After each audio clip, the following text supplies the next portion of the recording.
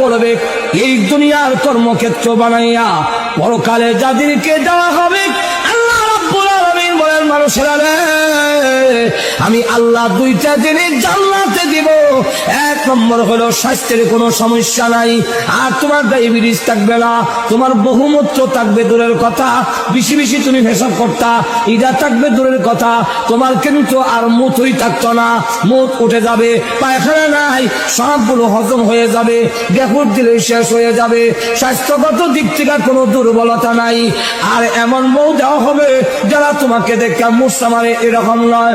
আল্লাহ রাব্বুল আলামিন রুচি বদলায় বদলায় বউ দিব। রুচি বদলায় কেমন? বাগানের ভিতরে যাবে, গিয়া দেখবে বড় আপেল গাছের মধ্যে লটকে রয়েছে, বড়ই হইল। আল্লাহর নবী বলেন এক একটা বড়ই বড় বড় মটকার মতো।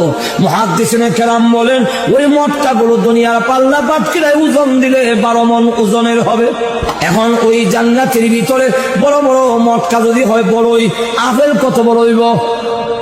শুধু না বড়, এমনি আপেলটা পেরে যখন বানছে তার ভিতরে তাকায়া দেখে রূপসী, গলার মধ্যে অলংকারের অভাব নাই, কানের মধ্যে অলংকারের অভাব নাই, হীরামণি মুক্তা খচিত কাপড় পরিধান করা, 14 তারিখের চন্দ্রের চেয়ে আরো উজ্জ্বল চেহারা একজন বউ, একজন হুর পরি ওই আপেলের ভিতরে ঘুমটা দিয়া বসা আছে।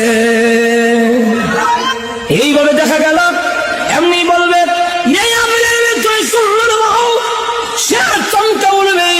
আপেলের ভিতরে মহিলা দেখা যায়, এমনি আল্লাহ ডাক দিয়ে বলবেন, বান্দা রে, ভয় করিস না, তুই ডরাইস না, চমকে উঠবি না, আমি আল্লাহ ইদা আপেলের সাথে তোমাকে পুরস্কার দিয়েছি। একটু জোরে কর না। দুনিয়া একটু স্বাস্থ্যের দিক থেকে উত্তম হবে। 2 নম্বর হলো জীবনে কোনোদিন মরবে না, অনন্তকালের জন্য বুক বিলাসের জন্য দেওয়া হবে। এখন পরকালেরটা নিবে না ইহকালের বুক বিলাস নিবে?